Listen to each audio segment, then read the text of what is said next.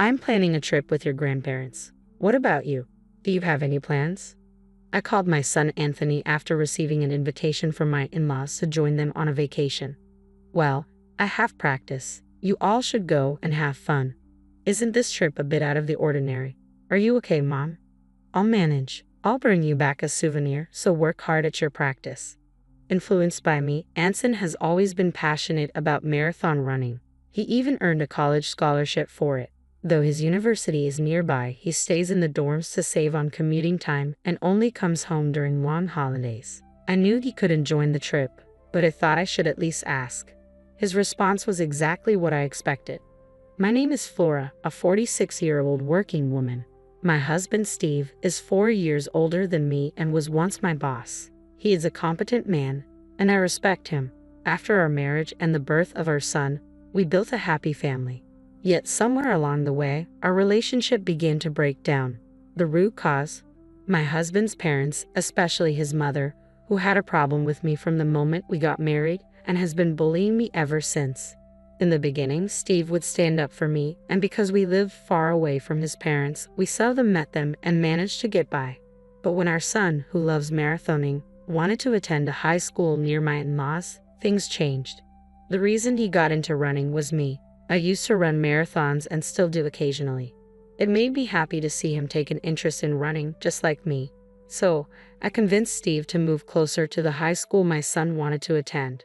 Steve applied for a transfer at work for our son's sake, and we moved. My son was recommended for his university from this high school, so I think it worked out well. Go get the rental car tomorrow morning and pick up my parents on your way back, Steve said the day before our trip, leaving me puzzled. Ha! Why am I the one renting the car? What are you going to do? I'm exhausted from work, so I'll sleep until the last minute. Once you pick up my parents, come back and I'll take over from there. It's on the way to our destination anyway. I understood his logic, but if anything, I was even more drained. Despite working similar hours, I handled all the household chores. Reflecting on it, we used to share household tasks equally. However, since moving closer to his parents, their frequent visits disrupted this balance. Whenever his mother caught Steve doing housework, she vehemently opposed it. Housework is the wife's job. It's not something the breadwinner should do. Isn't that right, Flora? His mother's intense gaze overwhelmed me, and I found myself nodding in agreement. This pattern persisted until Steve gradually ceased all household tasks. While some blame fell on Steve, I believed his mother played a significant role. Furthermore, Steve began echoing his mother's views, asserting, "I am the breadwinner," from time to time. By then, it felt futile to rectify the situation, and I lacked the motivation to even attempt it. Steve underwent significant changes in the past few years. His work performance appeared to decline, and he often directed his frustrations towards me. However, I found that arguing back only led to more trouble, so I chose to accept the situation. It seemed like the least stressful way to live. The thoughts of divorce crossed my mind at times. The prospect of our son's college recommendation held me back. I feared it might disadvantage him if we became a single-parent family, so I shelved the idea. Instead, I adopted a mindset of caring for a pet rather than a person, which surprisingly alleviated some of my stress. Gradually, I realized that pursuing a divorce wasn't worth the energy, and that's how I've ended up where I am today. The reason I agreed to this trip was simple. It was to a resort I adored. I knew I could have a fantastic time, even if I ended up exploring alone. Frankly, I was prepared to do things separately from my in-laws and husband, if need be. Perhaps I was invited mainly for driving duties, but both my husband and father-in-law could drive, so I figured it would work out. Anyway, I played along with the notion that our pampered pooch was being demanding again, got the rental car as instructed by my husband, and headed to my in-laws' place. "Flora, you're late. Is that the car for today? You should have rented a bigger one." "Well, it's better than your tiny car, at least."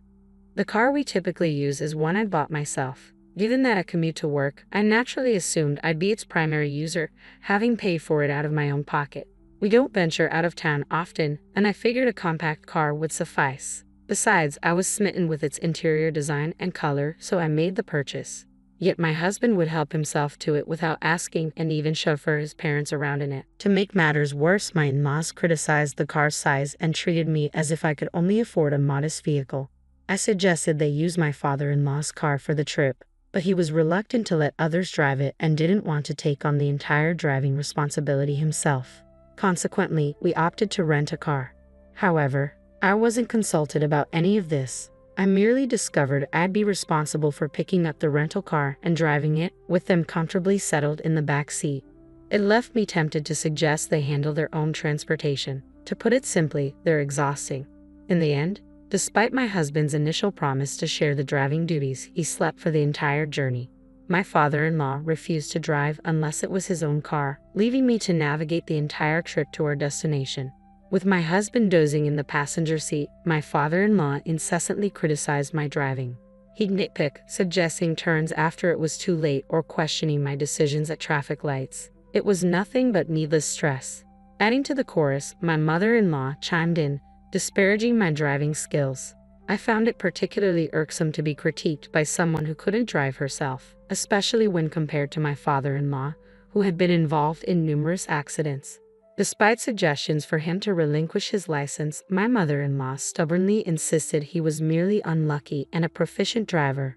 Well, I had no desire to be chauffeured by him anyway. I didn't mind taking the wheel, but I wished they'd refrain from constant interference. Upon arriving at our destination, my husband finally stirred from his slumber. Exhausted from a day spent in the car, we obliged my in-laws' suggestion to unwind at the hotel, opting to forego any outdoor activities. I relished the opportunity to unwind, taking a dip in the pool and leisurely exploring the hotel grounds. It was a satisfying way to spend the day. Following a delicious dinner and a relaxing visit to the spa, I returned to our room to find my husband already fast asleep. I wasn't sure what my in-laws were up to in the adjacent room, but they were likely fast asleep. After enjoying a beer in our room, I settled into bed. When I awoke to the crisp morning air, my husband was still sound asleep. With some time before breakfast, I decided to take a leisurely stroll. However, upon my return, I was met with an unthinkable sight. My husband was nowhere to be found, and his belongings were missing too.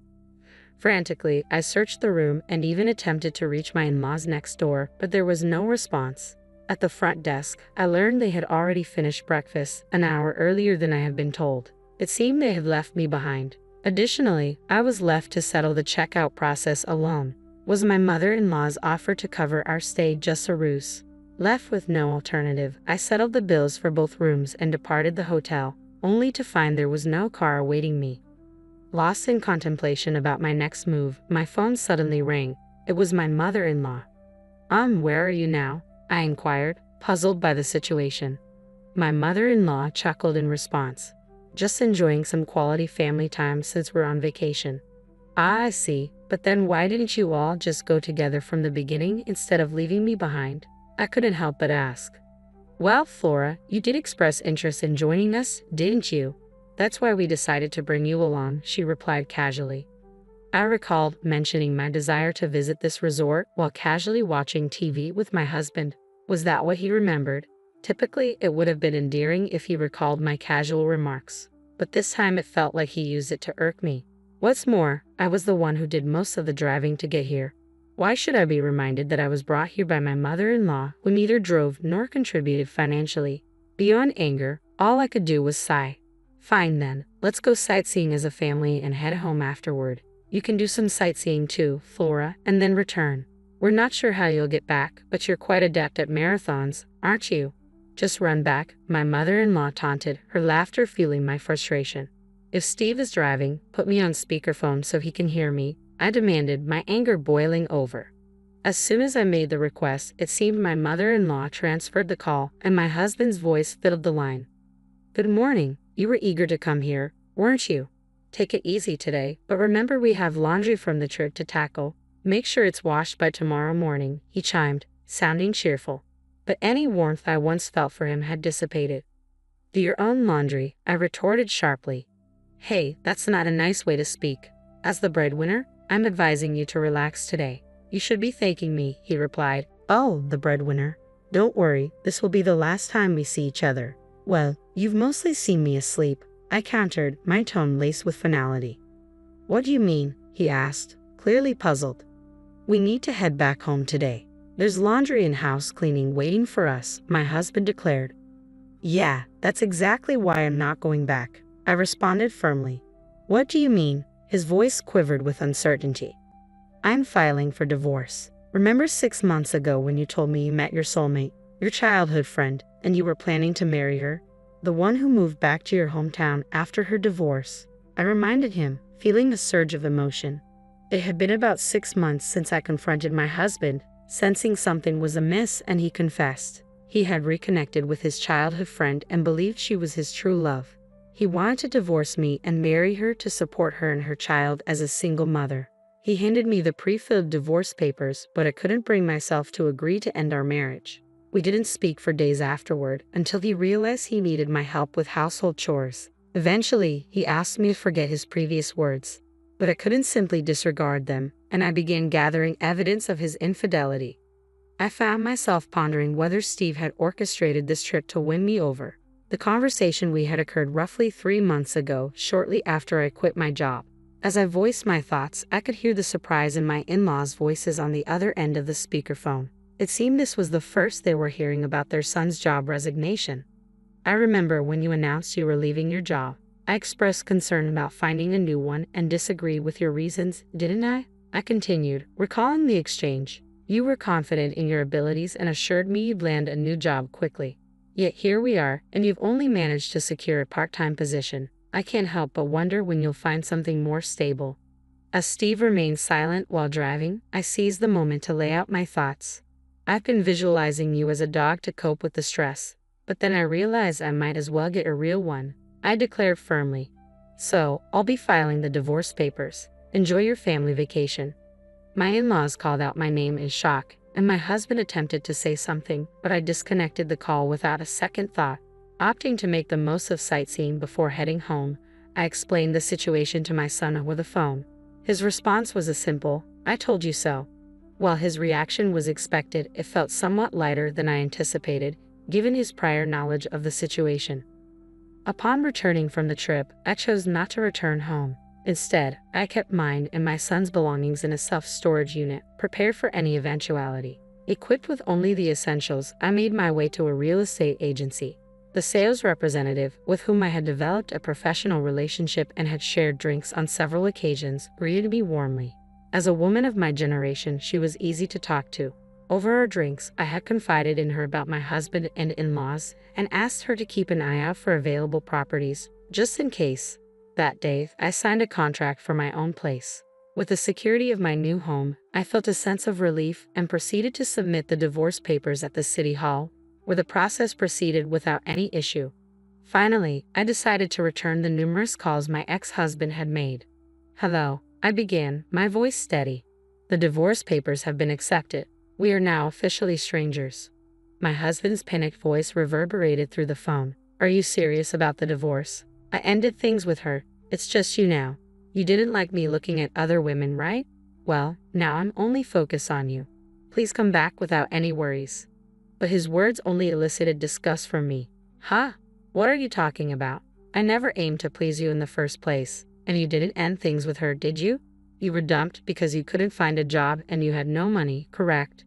As it turned out, my husband's mistress was acquainted with the sales representative who had helped us find our new place. What a small world. She had listened to my husband's mistress's complaints about him, claiming to be his current girlfriend. Apparently, after he quit his job and started working part-time, she saw no reason to stay with him and ended things. But a fling is just a fling. I'll definitely be seeking compensation. That's correct. Even though they've split up now, the fact remains that he cheated, and there's evidence. Compensation. I already told you we broke up. It's just you now. At this point, I could only let out a sigh. So you're implying that now that you're single, you're considering another affair. I don't care what you do, but I'm through with being taken advantage of. You didn't even notice that your belongings were missing from the house because you didn't care, did you? I'm not returning, so dispose of whatever you don't need. With that, I'd ended the call.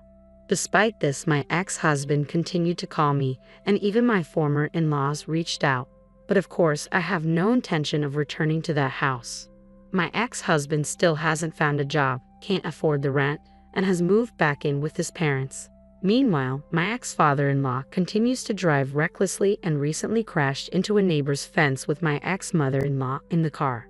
Thankfully, no one was injured, but they lacked property insurance and had to borrow money to cover the repair costs. All of this was detailed in an email that my ex-husband continued to send me. I find his misfortune somewhat amusing. While I don't respond, I haven't blocked his emails either, quietly enjoying the spectacle. After moving to a pet-friendly property, I welcomed a small dog into my life and discovered that I found more joy in caring for a pet than for people. My son, concerned about my solitude, has begun visiting on weekends, a shift from his previous pattern of only coming during extended holidays. Each day is now filled with fulfillment. Perhaps this weekend, I'll revisit that resort town for the first time in a while.